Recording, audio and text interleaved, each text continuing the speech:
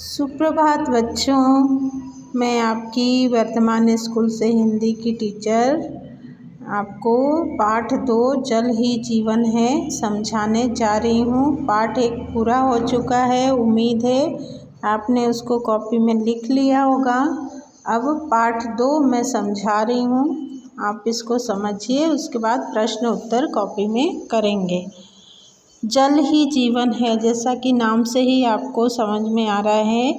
जल एक महत्वपूर्ण प्राकृतिक संपदा है। गंगा का जल अमृत के समान होता है। जल के बिना हमारा जीवन संभव नहीं है।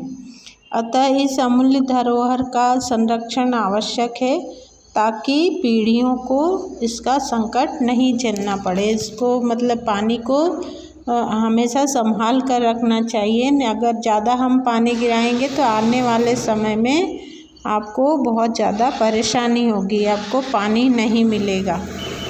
जल संरक्षण में पृथ्वी पर जो हमको पानी उपलब्ध है उस पानी को बर्बाद नहीं करना है। जैसे अभी पानी गिर रहा है, वर्षा का मौसम है, तो जो पानी इकट्ठा हुआ है उसको बर्बाद नहीं करना है, उसको बचाना है, उसको एकत्रित करके संचित करके और सुरक्षित करके रखना है। भूजल अमूल्य है, पृथ्वी का जल अमूल्य है, लेकिन इसका अंधाधुंध जो हम पानी गिराते हैं, हम इधर उधर पानी वेस्ट करते हैं, वो बहुत गलत है। बोरिंग तथा कुओं के माध्यम से आवश्यकता से अधिक जल निकालकर हम इस प्रकृति के जल भंडार को ख़त्म कर रहे हैं। जितनी ज़रूरत है हमको उतना ही हम पानी गिराएं, उससे ज़्यादा पानी नहीं गिराएं। इस भूजल का संरक्षण अनेक विधियों द्वारा किया जा सकता है। मतलब हम जब पानी एकत्रित अनेक विधियों से कर सकते हैं, इकट्ठा कर सकते हैं।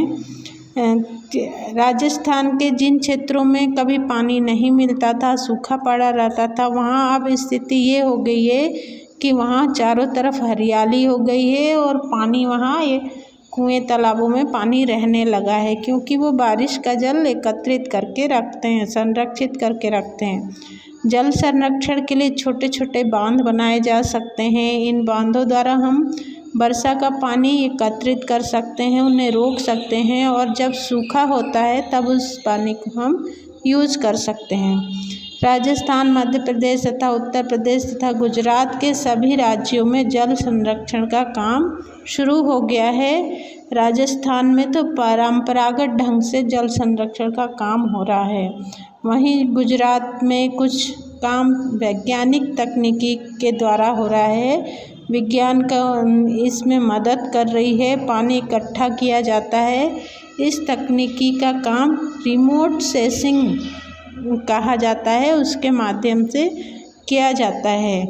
इनमें आंतरिक रचना जानकर यह अनुमान लगाया जा सकता है कि कौन सी जगह पानी जमा किया जा सकता है, मतलब ज़मीन में कहाँ पर पानी इकट्ठा किया जा सकता है जिससे पानी सूखे नहीं बना रहे वहाँ पे। और बहुत से कॉलेजों में जल संरक्षण के लिए एक अलग से कोर्स बताया गया है, जिससे कि जल संरक्षण आवश्यक है। इसके लिए हम सभी को पूरी तरह से सजग होना पड़ेगा और हम सभी को घरों में भी पानी बचाना पड़ेगा। इधर उधर पानी व्यर्थ में ना डोलें, उसको एकदम संचित करके जितनी आपको ज़रूरत है उतनी ही आप उसका उपयोग करें। नहीं तो आने वाले समय में, जो हमारा आने वाला समय है, उसमें लोगों को, हमारे बच्चों को पानी नहीं मिलेगा। इसलिए कहा गया है कि जल ही जीवन है, अर्थात जल के बिना जीवन संभव नहीं है।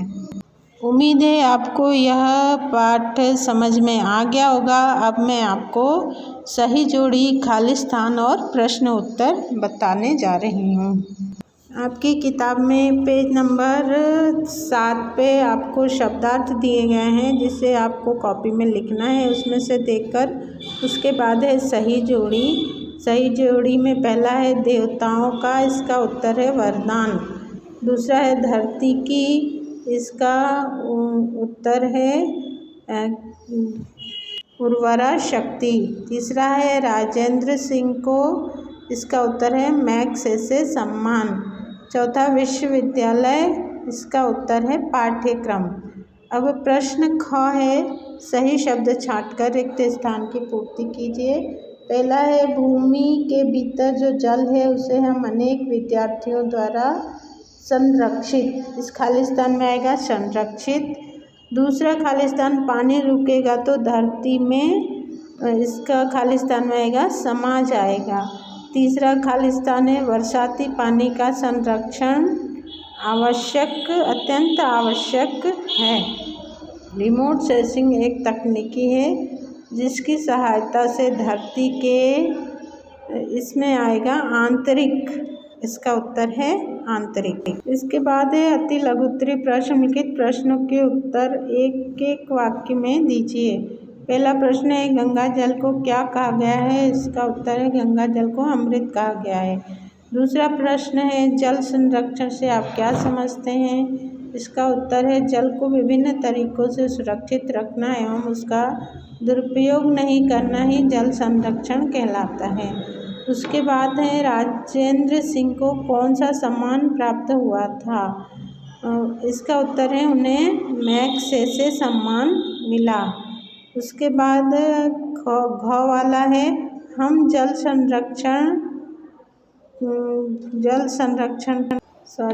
संरक्षण की दिशा में राजस्थान के अतिरिक्त और कौन कौन से प्रदेशों में काम प्रारंभ हुआ है? इसका उत्तर है अन्य प्रदेशों में काम प्रारंभ हुआ है, मध्य प्रदेश, उत्तर प्रदेश और गुजरात। इसके बाद प्रश्न है, हम जल भंडार को किस प्रकार खाली करते जा रहे हैं? इसका उत्तर है बोरिंग तथा नलकूपों के माध्यम से आवश्यकता से अधिक जल निकालकर हम जल भंडार को खाली करते जा रहे हैं। उसके बाद लघु उत्तरी प्रश्न, लिखित प्रश्नों के उत्तर 3 से 5 वाक्यों में दीजिए। जल को देवताओं का वरदान क्यों कहा गया है? इसका उत्तर है जल एक अनुपम प्राकृतिक उपहार है, इसके बिना हम जीवित नहीं रह सकते हैं। हर कदम पर इसकी आवश्यकता होती है, इसकी महत्ता से सभी परिचित हैं, इसलिए उससे देवताओं को वरदान कहा गया है। भूजल स्रोतों के अंधाधुंध दोहन से क्या हानि हो रही है? ये अगला प्रश्न है। इसका उत्तर है भूजल स्रोतों के अंधाधुंध दोहन से धीरे धीरे इनके स्रोत खत्म होने लगे हैं, पानी की किल्लत चारों तरफ फैल रही है, धरती की हरियाली खत्म होने लगी है, खेती पर भी इनका बुरा असर पड़ रहा है। अगला प्रश्न है, राजस्थान में जल संरक्षण से होने वाले लाभ बताइए। इसका उत्तर है राजस्थान में जल संरक्षण से वहाँ भूजल स्तर ऊपर उठ गया है, वहाँ के कुओं का पानी आ गया है, वहाँ के कुओं में पानी आ गया है, चारों तरफ हरियाली छा गई है, धरती की उर्वरा शक्ति बढ़ गई है, फसल चक्र बदल गया है, अरावली की पहाड़ियों पर फिर से बड़े बड़े पौधे उगने लगे हैं।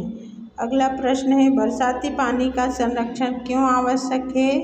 इसका उत्तर है बरसाती पानी का संरक्षण होने से भूजल का स्तर ऊपर उठेगा, उसके आसपास के कुओं में पानी आएगा, सूखी धरती को पानी मिलने से हरियाली होगी और खेती भी लहलहा उठेगी। इसके बाद प्रश्न है, रिमोट सेंसिंग तकनीकी क्या है? इसका उत्तर है इस तकनीकी के माध्यम से धरती के किसी भी हिस्से का चित्र लिया जा सकता है। इन चित्रों में धरती की आंतरिक रचना स्पष्ट हो जाती है। आंतरिक रचना जानकर अनुमान लगाया जा सकता है कि कौन सी जगह पानी जमा किया जा सकता है। इससे यह भी पता चल जाता है कि जमीन के भीतर पानी किस गति से रिसेगा। अब अगला भाषा की बात, निम्नलिखित शब्दों का शुद्ध उच्चारण कीजिए। इसे केवल उच्चारण करना है, इसको कॉपी में नहीं लिखना है। अगला प्रश्न है, निम्नलिखित शब्दों की शुद्ध वर्तनी लिखिए। अंतर्गत, ऋण, वैज्ञानिक, हरियाली, स्रोत। ये आपको स्क्रीन पर लिखा हुआ है, आप इसमें से देखकर कॉपी में लिखेंगे। अगला प्रश्न है, इसके बाद प्रश्न 6, निम्नलिखित शब्दों के वाक्यों में प्रयोग कीजिए। पहला शब्द है संरक्षण, इसका उत्तर है वर्तमान समय में संरक्षण या जल संरक्षण अत्यंत जरूरी है। दूसरा शब्द है पतित पावनी, पतित इसमें पहला शब्द है अनुपम। अनुपम, बरसात में धरती की छटा अनुपम हो जाती है। दूसरा शब्द है जल संरक्षण। वर्तमान समय में जल संरक्षण अत्यंत जरूरी है। तीसरा शब्द है पतित पावनी। तो गंगा को पतित पावनी कहा जाता है। उसके बाद है नलकूपों। नलकूपों का वाक्य प्रयोग है नलकूपों से सिंचाई की जाती है। उसके बाद है जल भंडार। हमें जल भंडार को खाली नहीं करना चाहिए। उसके बाद प्रश्न 7 है निम्नलिखित शब्दों में से तत्सम एवं तत्फल शब्दों को छांटकर लिखिए। तत्सम शब्द है तत्सम शब्द कण, सूर्य, सत्य, शीतल, आचरण। और तद्भव शब्द है सूत, दांत, ऊंचा। आगे प्रश्न है निम्नलिखित शब्दों के दो दो पर्यायवाची लिखिए। जल का पर्यायवाची पानी नीर, गंगा का पर्यायवाची भागीरथी देव नदी, भूमि का पर्यायवाची धरती वसुंधरा, पेड़ का पर्यायवाची वृक्ष तरु, नदी का पर्यायवाची सरिता सलील, पहाड़ का पर्यायवाची पर्वत शैल। अब अगला प्रश्न है प्रश्न 9 निम्नलिखित शब्दों के विलोम शब्दों के सही जोड़ी बनाइए। अमृत, अमृत का विलोम शब्द है विष। देवता का दानव, उत्थान का पतन, अमीर का गरीब, सजीव का निर्जीव। इसके साथ ही क्लास 6 का पाठ 2 जल ही जीवन है कंप्लीट हो गया। इसको आपको कॉपी में लिख कर रखना है।